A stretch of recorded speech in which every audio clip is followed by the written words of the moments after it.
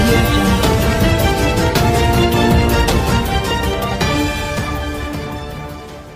Evening Pavan Kalyan గారు phone చేశారు. చేసి మీరు రాజమండ్రిలో ఉన్నారట, మిమ్మల్ని కలవటానికి వస్తున్నాను, ఎప్పుడు దాకా ఉంటారని అడిగారు. మీరు రావక్కర్లేదు, ఆల్రెడీ టీవీలో మీరు చెప్పినవి చూసాం. నేను 10వ తారీఖు ఎలాగా హైదరాబాద్ వస్తున్నాను, 11 కలుద్దామని చెప్పాను. మళ్ళీ మీరు రావటం అంటే సెక్యూరిటీ ఇబ్బందులు ఇవన్నీ ఉంటాయి, నేను వస్తానని చెప్పాను. చెప్పి క్లియర్గా నాకు ఏ రకమైనటువంటి యాంబిషన్ లేదు, మీరు నా పేరు ఎందుకు చెప్పారు, ఎందుకంటే ఇప్పటివరకు ఆయన నేను ఎప్పుడు కలవలేదు, ఎప్పుడు మాట్లాడలేదు. అటువంటిది మీరు మరి నా పేరు ఎందుకు చెప్పారో, నేనైతే నాకేం యాంబిషన్ లేదు, నాకేం పెద్ద పొలిటికల్గా యాక్టివ్ అవ్వాలనేటువంటి ఉద్దేశం కూడా లేదు అని చెప్పాను. తర్వాత ఇంకో మాట కూడా, మీరు ఏమన్నా నన్ను మేధావి అనుకుంటున్నారేమో, నేను మేధావిని కాదు, మీరు ఆ భ్రమలో ఉండకండి అని కూడా చాలా క్లారిటీగా చెప్పాను. చెప్తే ఆయన అలా కాదండి, మనం కలిసినప్పుడు మాట్లాడదాం, మీరందరూ నాకు ఈ ఇష్యూలో సపోర్ట్ చేయాలి. ఆయన పార్టీ విషయం కానీ ఏం ఎత్తలేదు. ఈ ఇష్యూలో ఈ AP reorganisation act implementation issue అనుకోవాలి. ఎందుకంటే ఈ ఇష్యూలో అన్నారంటే ఇప్పుడు అదే కదా ఇష్యూ ఉంది, స్పెషల్ కేటగిరీ స్టేటస్, ఈ సంబంధించినటువంటి ఇష్యూలో మిమ్మల్ని అందరినీ నేను మీ అడ్వైజులు తీసుకుని వెళ్దాం అనుకుంటున్నాను అని చెప్పారు. తప్పకుండా నేను ఏం అడ్వైజ్ ఇవ్వాలన్నా, నేనేం చెప్పాలన్నా, ఒకటి మాత్రం మేధావి అనే భ్రమలో మాత్రం ఉండకండి, నేను మేధావిని కాదు. తర్వాత నాకేం పెద్ద పని చేసేటువంటి ఇంట్రెస్ట్ కూడా లేదు, ఆ యాంబిషన్ లేదు, ఆ ఓపిక లేదు. నేను ఐఎమ్ హ్యాపీ, రిటైర్ అయ్యే హ్యాపీగా ఉన్నాను అంటే ఆయన నవ్వేసి, మనం ఖచ్చితంగా 11వ తారీఖు కలుస్తాం కదండి, కలిసినప్పుడు మాట్లాడుకుందాం అనే విషయాలు అని చెప్పారు. ఆయనే ప్రకటిస్తా అన్నారు అది 11 కలుస్తున్నామని. అయితే మన వాళ్ళందరూ టీవీలో చూడగానే మన వాళ్ళందరూ వెంటనే మాకు చెప్తావా లేదా అని చెప్పి అడిగారు. కాబట్టి మీతో పెట్టుకోలేం కదా, అందుకని వెంటనే బాబీకి చెప్పాను వెంటనే పిలవండి. 11th అక్కడ మీట్ అయిన తర్వాత మళ్ళీ రాజమండ్రి వచ్చి ఏం మాట్లాడుకున్నాం ఏదో మీతో చెప్తాను. ఇంకా పోరాటం ఏపీ స్పెషల్ స్టేటస్ కోసం అయితే ఇప్పుడు మీరు పెట్టింది కలుస్తారు ఆయనతో ఆయన అడిగితే? ఇప్పుడు నేను అన్ని పార్టీలతోటి మంచి సంబంధాలతో ఉన్నాను. ఉదాహరణకి మొన్న ఢిల్లీ వెళ్ళాను. ఢిల్లీ వెళ్తే లంచ్ సీఎం రమేష్ దగ్గర, డిన్నర్ వైవి సుబ్బారెడ్డి దగ్గర. అలా అన్ని పార్టీల వాళ్ళు కూడా నాతోటి ఫ్రెండ్లీగానే ఉన్నారు. నేను ఇప్పుడు ఏ పార్టీతోటి అసోసియేట్ అయ్యలేను. అందుకని నాకు పవన్ కళ్యాణ్ జనసేనతో కానీ కాంగ్రెస్ పార్టీతోటి కానీ ఎవరితోటి, మొన్న కాంగ్రెస్ పాదయాత్ర జరిగితే ప్రతిరోజు వెళ్ళాను.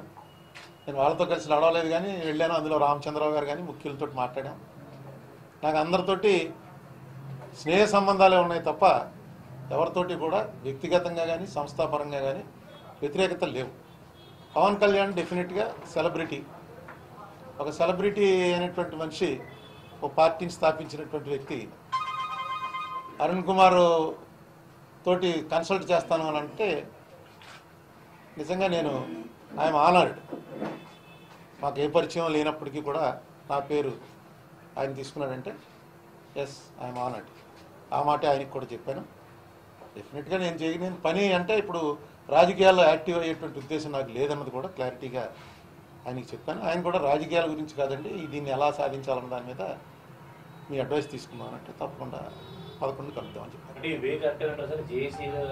అంటే ఇంకా నాకు క్లారిటీ లేదు.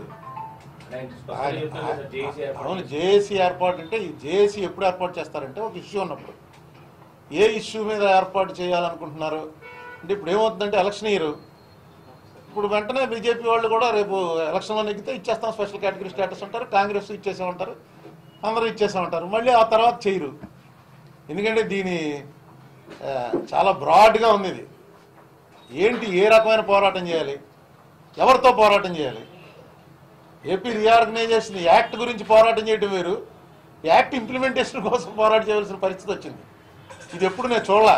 ఒక యాక్ట్ అయితే ఇంప్లిమెంట్ అవుతుందని అనుకుంటాం మనం, కానీ ఇంప్లిమెంట్ చేయక్కర్లేదని ఇప్పుడున్న గవర్నమెంట్ వాళ్ళు నిర్ధారణకు వచ్చారు. యాక్ట్లో లేనివి చేయట్లేదు, యాక్ట్లో ఉన్నవి చేయట్లేదు. మరి దీనికి ఆయన ఏ రకమైనటువంటి పోరాట పందా తీసుకుందాం అనుకుంటున్నారన్నది ఇంకా నాకైతే క్లారిటీ లేదు. కూర్చొని మాట్లాడదాం.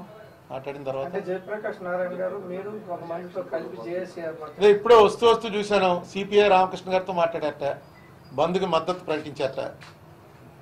జయప్రకాష్ నారాయణ గారు డెఫినెట్గా ఆయన మేధావి, ఆయన ఐఏఎస్ అది చేసిన మనిషి, ఆయనకి కొంత ఈ యాక్ట్ల మీద వాటి మీద డెఫినెట్గా అవగాహన ఉంటుంది. చూద్దాం అసలు ఈయనకి ఏంటుంది ఐడియా అన్నది.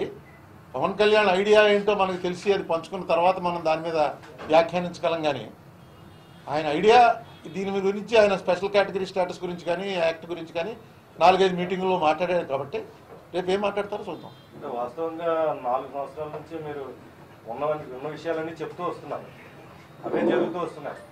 ఈ నేపథ్యంలో అంటే ఈ పోరాటానికి నాయకత్వం వహించడానికి మీకు ఉన్న ఇబ్బంది ఏంటి? ఇప్పుడు పోరాటం అనేటప్పటికి దానికి చేయవలసిన మనుషులు వేరు. దానికి ఇప్పుడు పవన్ కళ్యాణ్ పోరాటం చేయొచ్చు, ఎందుకంటే ఆయన సెలబ్రిటీ, గ్లామర్ ఉంది, జనం వస్తారు. నేను చేసే పోరాటం ఇంతే, మీరు అందరూ కలిపి టీవీలో చూపిస్తే పోరాటం జరుగుతున్నట్టు, రేపు అందరూ మానేశారనుకో పోరాటం అయిపోయినట్టు. నేను వెళ్తానంటే జనం ఎగబడి రావటం ఇవేం జరగదు కదా. డెఫినెట్గా అదొక అడ్వాంటేజ్, పవన్ కళ్యాణ్ కొన్న అడ్వాంటేజ్ మాకు. ఏంటండి వీడియో నచ్చిందా? అయితే ఓ లైక్ వేసుకోండి, లేదంటే ఓ కామెంట్ చేయండి. ఎప్పటికప్పుడు మా వీడియోస్ చూడాలంటే సబ్స్క్రైబ్ చేసుకోండి.